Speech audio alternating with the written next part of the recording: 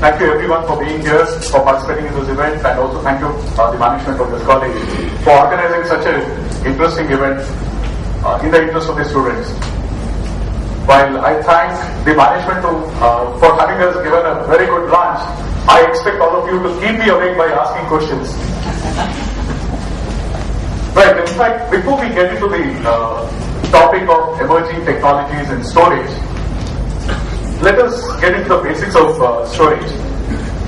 However, in fact, for my parents and for my grandparents, storage was only Godrej.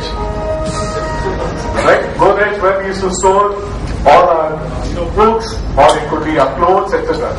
I'll take this example of storage a little later. Now, why storage has become so important in the current era? Storage, in fact, as you are aware, in fact, it could be a bunch of drives or a single drive in a laptop or a desktop. But why is it so important in the recent past? Why has it taken so much of precedence over most of the applications, most of the servers, and other vendors as such? Look at where are the large storage deployments? When we talk about storage deployments, where do we need the storage? I'm sure that all of you here have mobile phones. Irrespective of the type of connection, the type of service, each one of you have mobile phones. Look at the way in which the information actually gets captured there.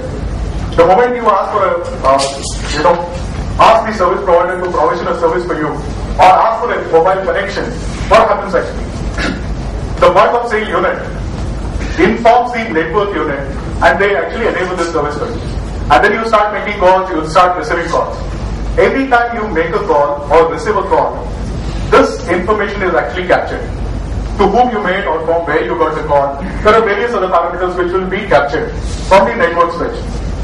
This becomes the basic data. This becomes the raw data for any telco service provider as such. This is called the customer data record. This record is extremely important from a business perspective of this telecommunication service provider. Because using which they can actually generate revenue for the organization. Right?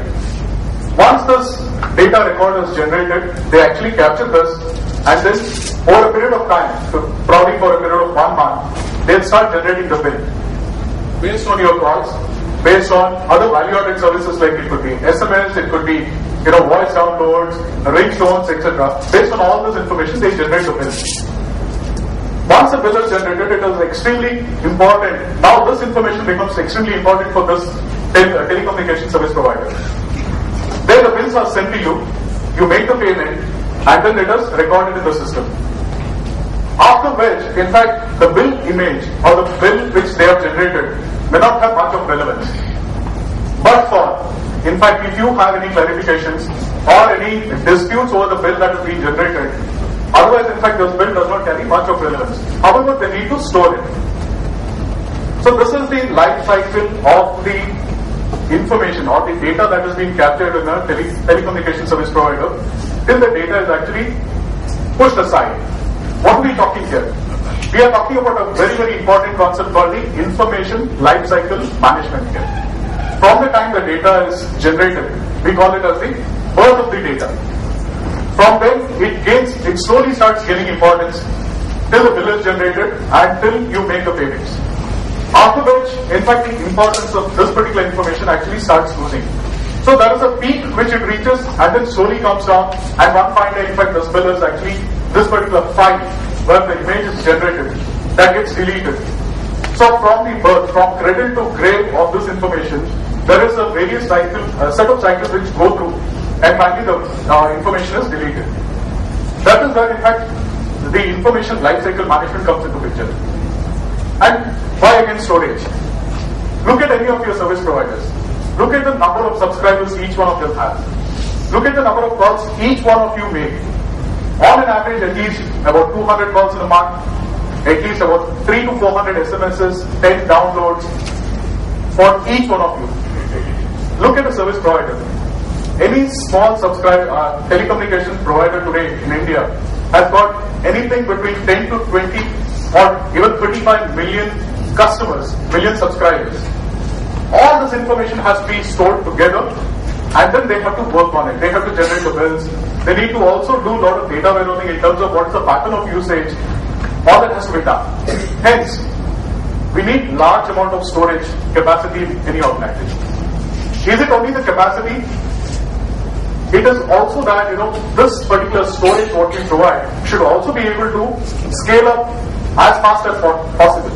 Because today you might have 20 million, in the next 1 year you'll have another 10 million added to that. Hence, the storage system which is in the backend, beyond your application servers, beyond the networks, etc., you need to have the storage which is ultra high scalable, and also it should be able to give you very, very high performance. In your own PC, you have seen if you open up 2 or 3 applications, the system becomes slow. Most of the times it is because it has to seek from the hard disk, which is a slow device. Hence, you need to have very, very high performance in your storage systems, right? What is the next requirement? It has to be highly available. You have very, very critical information that is stored, which has to be protected. If this data is lost, in fact, many of us know that that there are disk crashes or there are virus attacks due to which you lose your data. If that happens in these critical organizations, like some of them which are mentioned here, then the business comes to a standstill. Hence, they need to protect this information at all times, at the right levels. Let me go on to the other requirements. As and when they keep growing, they also need to start looking at the amount of investment they have made in this infrastructure. They can't keep going, adding more drives, more systems, more applications. They also need to do what is called as the optimization of their environment. That is one of the factors which is mentioned. And we are talking about applications, we are talking about large amounts of storage. It could be spread across hundreds of disks, thousands of disks. In such a case, management also becomes extremely important. In fact, this point has been brought in the previous discussions. Ease of management. It has to be as simple as possible so that a little trained engineer to a novice should be able to do basic management as such. And most importantly, the man-made disasters, or it could be the other, the natural disasters or man-made disasters like the terrorist attacks, which can actually, this time they attack only the hotels. But what happens if they attack some of the critical data centers in our country? You need to have the business running. So what organizations are looking at is building an alternate infrastructure in a completely different city, geographically dispersed city, where in fact if the primary site goes down, they should be able to come up with the alternate site and continue with their operations. These are the basic requirements in any organization to have a robust infrastructure. Now, I was talking about cost optimization. How do we achieve this cost optimization? I will give you an example of this life cycle of this call data records, which means that you need to store this information at right levels.